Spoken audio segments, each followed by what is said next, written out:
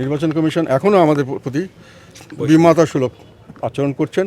জাতীয় পার্টি একমাত্র দল আমার মনে হয় বাংলাদেশের এই ইতিহাসে যারা এই জুলাই আন্দোলন সক্রিয়ভাবে সমর্থন করেছেন এবং সক্রিয়ভাবে অংশগ্রহণ করেছে। স্থিতিশীল রাজনৈতিক পরিস্থিতি আনতে হয়, তাহলে সব দলের অংশগ্রহণে একটা নির্বাচন হওয়া উচিত এবং সবাইকে সমানভাবে সুযোগ দেওয়া উচিত।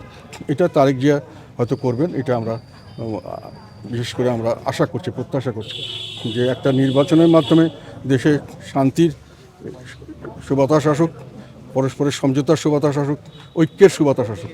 সেইভাবে আমরা দেশকে আবার পুনরায় এগিয়ে নিয়ে যাব এবং সেইভাবেই আমরা সামনের দিকে এগিয়ে যাব সকলে মিলে। কোনো বাসকে বাদ দিলে তারা সবসময় একটা অন্তর্ঘাতমূলক কাজ করতে পারে, বিভিন্নভাবে বাধাগ্রস্ত করতে পারে, এটাতে রাজনৈতিক সহিংসতা বাড়তে পারে।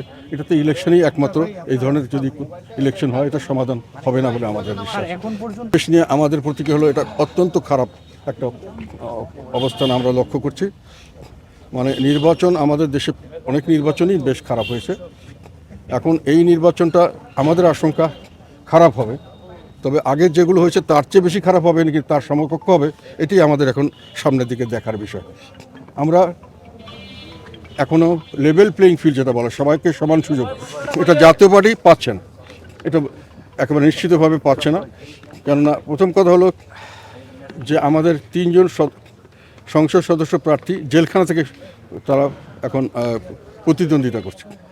তাদেরকে দীর্ঘ সময় আগে এই জুলাই হত্যাকাণ্ড বা বিভিন্ন কতগুলো মামলায় জড়িত করা হয়েছে এবং সবগুলো মামলায় মিথ্যা এই জন্যই যে ওই সমস্ত সময় জাতীয় পার্টি একমাত্র দল আমার মনে হয় বাংলাদেশের এই ইতিহাসে যারা এই জুলাই আন্দোলন সক্রিয়ভাবে সমর্থন করেছেন এবং সক্রিয়ভাবে অংশগ্রহণ করেছেন।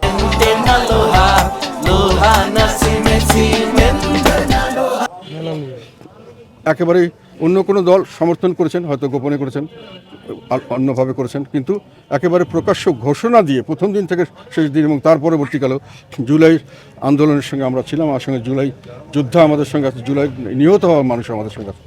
সেখানে জুলাই হত্যাকাণ্ডের সঙ্গে জড়িত করে আমাদের লোককে প্রায় 14-15 মাস থেকে 2 জনকে জেলে রাখা হয়েছে এবং এনারা যখন জামিন পাচ্ছেন তখন জামিনটার হওয়ার সঙ্গে সঙ্গে ওনাদেরকে আবার শোন অ্যারেস্ট দেখি আর একটা অজ্ঞাতনামা হিসেবে বিভিন্ন মামলায় জড়িয়ে দেওয়া হচ্ছে। তো আমরা এটার ব্যাপারে সবখানেই যোগাযোগ করার চেষ্টা করছি যে এই ধরনের কাজ আর যেন ওদেরকে এই জুলুমবাজি থেকে মুক্তি দিয়ে তাদেরকে যেন সকলের মতো সমানভাবে নির্বাচনের সুযোগ দেওয়া হয়। তারা ভালো ক্যান্ডিডেট, পাশ করার মতো ক্যান্ডিডেট। নির্বাচন কমিশনে সবাই যাচ্ছে, এই সমস্যাগুলো নিয়ে আমরা নির্বাচন কমিশনে কথা বলতে চাই।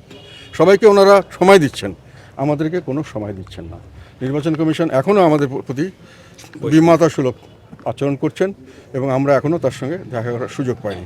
আর ফোর্থ আর একটা পয়েন্ট, এটা আমি আশঙ্কা করছি, এটা হয়তো সত্য না হতে পারে, সেটা হলো আমাদের যে এবার নির্বাচনের নমিনেশন পেপারে যে ফর্ম তৈরি করা হয়েছে সেখানে আমি তো 5-7টা নির্বাচন করেছি, 5টা নির্বাচন করলাম, আরও 1 জায়গা থেকে 2 জায়গা থেকে 3 জায়গা থেকে করেছি। এত জটিল নমিনেশন ফর্ম আমরা কোনো সময় দেখি নাই এবং এখানে এমন কতগুলো ক্লজ দেওয়া হয়েছে যেটাতে মানুষে অল্পতেই হয়তো দেখা যাবে যে তাকে ভুল করতে বাধ্য হবে সে, এবং সেই হিসাবে নির্বাচন কমিশনের হাতে আছে যে কোনো লোককে যে কোনো সময় ডিসকোয়ালিফাইড ডিক্লেয়ার করতে পারে, নমিনেশন বাতিল করতে পারে। আমরা আশঙ্কা করছি, যেহেতু আমরা এখনও লেভেল প্লেইং ফিল্ড পাচ্ছি না, বিভিন্ন জায়গা থেকে বাধা পাচ্ছি, আমরা আশঙ্কা করছি যে এই ফর্মের মাধ্যমে আমাদের প্রচুর ভালো ভালো ক্যান্ডিডেটকে বাদ দেওয়া হতে পারে কি না, এটা নিয়ে আমরা আশঙ্কা করছি। তো সব মিলিয়ে নির্বাচনের পরিবেশ আমরা মনে করি ঠিক হচ্ছে না। নির্বাচন হওয়ার পরে 2টো জিনিস আমরা খেয়াল করবো, একটা হলো এই যে নির্বাচন একতরফাভাবে নির্বাচন করার চেষ্টা করেছে, এই নির্বাচন দেশে রাজনৈতিক স্থিতিশীলতা আসবে না, ফলে সামাজিক এবং অর্থনৈতিক দুর্গতি থেকে দেশ উদ্ধার পাবে না। আর একটা হলো নির্বাচনটা সঠিকভাবে না হলে পরবর্তীতে এটার রেশ সারা দেশ বিভিন্নভাবে সারা দেশের মানুষকে ক্ষতিগ্রস্ত।